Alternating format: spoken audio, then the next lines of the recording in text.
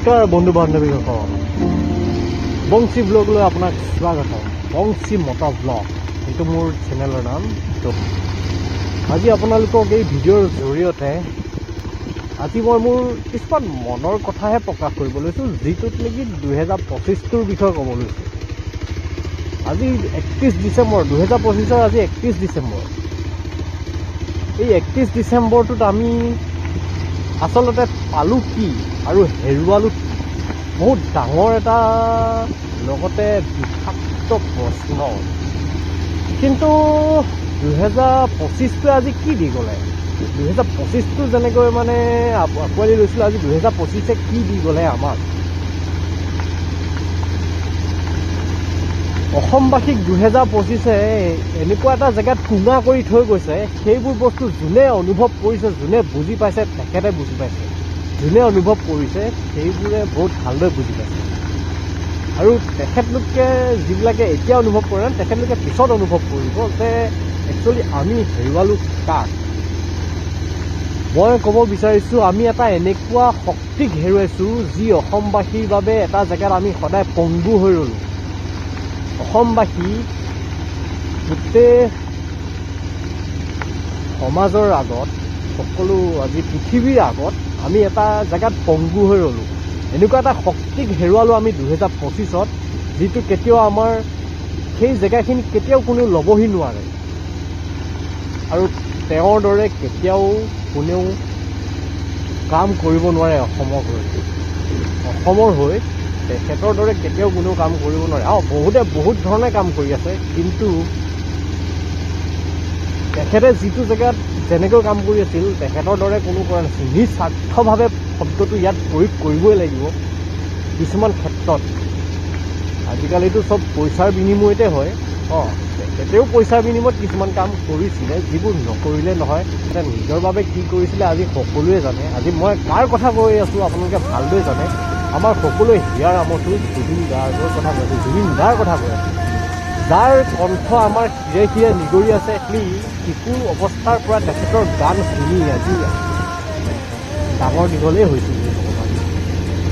তেখেতৰ গান শুনিয়ে চাগে প্ৰেমত পৰিছিলোঁ কাৰোবাৰ বাবে। প্ৰেমত পৰাৰ লগে লগে তেখেতৰ গানেই চাগে মনত বাজি উঠিছিলে।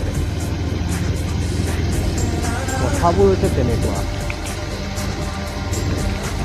আমি আপুনি এনেকুৱা এটা শক্তিক হেৰুৱালোঁ, সেই শক্তিক আমি কেতিয়াও পূৰাব নোৱাৰোঁ, কোনেও আহি পূৰাই দিব নোৱাৰে।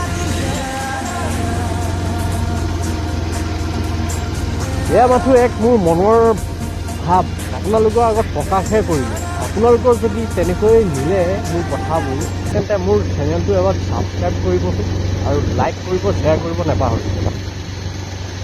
প্ৰথম ব্লগ বিভিন্ন ধৰণৰ ভুল ভ্ৰান্তি খুটি নাটি থাকিব পাৰে, আপোনালোকে যাতে সেইবোৰ শুধৰাই দিয়ে। মনৰ কথাবোৰ প্ৰকাশ কৰিছোঁ, যিবোৰে মানে ইয়াত আজিও মানে পৰি যায় কোনোবা এটা কোণত খুন্দিয়াই আছে যে জুবিন দা জীয়াই আছে, কিন্তু বাস্তৱ এয়াই যে তেখেত নাই, তেখেত আজি আমাৰ মাজত নাই। এয়াই সত্য, হয় এয়াই সত্য। জুবিন দা আজি আমাৰ মাজত নাই, এয়াই সত্য। কিন্তু তথাপিও মনে মানি নলয়। চাৰ্জশ্বিট দাখিল কৰিছে, কোৰ্টলৈ দিছে, যে কি ৰায়দান দিয়ে সেইটো পিছত লক্ষণীয় বিষয় হিচাপে ৰ'ব। কিন্তু আমাৰ মনত সদায় জুবিন দা জীয়াই আছিল আৰু জীয়াই থাকিব। আজি নতুন বছৰটোত আনন্দ কৰিবলৈ কি আছে, যিজনেই হেৰাই গ'ল আমাৰ মাজৰ পৰা, তাৰ কণ্ঠ নতুনকৈ তাৰ পৰা আমি নতুন সৃষ্টি আৰু নাপাওঁ। আৰু কি উল্লাস কৰিবলৈ আছে, কৰিছে কৰক, কাকো মানা কৰা নাই। তথাপিও মনত এবাৰ চুই যায়, কেনেকৈ আমি গান বিভিন্ন নাচি বাগি আমি সেই নতুন বছৰটোক পালন কৰোঁ, যাৰ অবিহনে অসমখন ৰঙীন হৈ উঠা নাছিল। ষ্টেজ বহাগ বিহু বুলি ক'লে জুবিন দা ক'ত আছে, তাৰ শ্বেডিউল পৰীক্ষাত তেনেকৈ এক্সাম মানে আহে, তেনেকৈ ৰুটিন দিছিলে যে অমুক তাৰিখে অমুকত, অমুক তাৰিখে তমুকত। কিন্তু এতিয়া কাৰ মানে ৰুটিনখন চাম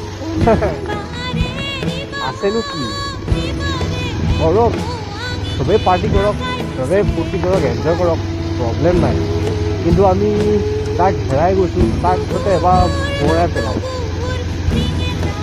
তেখেতৰ নতুন সৃষ্টিত আজি নাহিব পাৰে, আজি এইটো নাই, কিন্তু পুৰণাবোৰক যাতে কোনেও পাহৰি নাযায় আৰু হেৰাই নাযায়, সেইটো মানে চবেই এবাৰ গুৰুত্ব সহকাৰে ল'ব। কাৰণ তেখেতে বহুত কৰি গৈছে অসমৰ বাবে।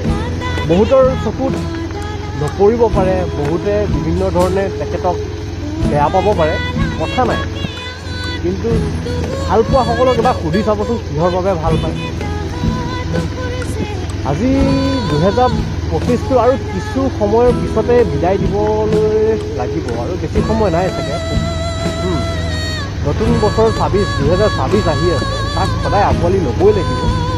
তেখেতৰ অবিহনেও আঁকোৱালি ল'ব লাগিব, কিন্তু তেখেতক এৰি নহয়। তেখেতৰ দৃষ্টিৰাজিক সদায় আমি মনত স্মৰণ কৰি আৰু তেখেতক লগত লৈহে আমি আগুৱাব লাগিব। মই ভাবোঁ এটলিষ্ট অসমবাসী হিচাপে, অসমীয়া হিচাপে অনুৰোধ কৰোঁ, জুবিন দা সদায় জীয়াই আছে, জীয়াই থাকিব, জয় জুবিন দা নামতে এই প্ৰথম ভিডিঅ'টো মই আপোনালোকৰ আগত শ্বেয়াৰ কৰিলোঁ। আপোনালোকে যদি চাই অলপ হ'লেও ভাল পায়, প্লিজ চেনেলটোত ছাবস্ক্ৰাইব কৰিব আৰু লাইক শ্বেয়াৰ কৰিবলৈ নাপাহৰিব। মই জাষ্ট ট্ৰাই কৰিলোঁ, ইয়াতে বিভিন্ন ধৰণৰ ভুল হ'ব পাৰে, তো যাতে শুধৰাই আপোনালোকে আগুৱাই লৈ যায় মোক, তাৰ বাবে আপোনালোকৰ মোৰ অনুৰোধ। ধন্যবাদ সকলোকে। 2026 বৰ্ষৰ শুভেচ্ছা আৰু শুভকামনা থাকিলে। শুভৰাত্ৰি।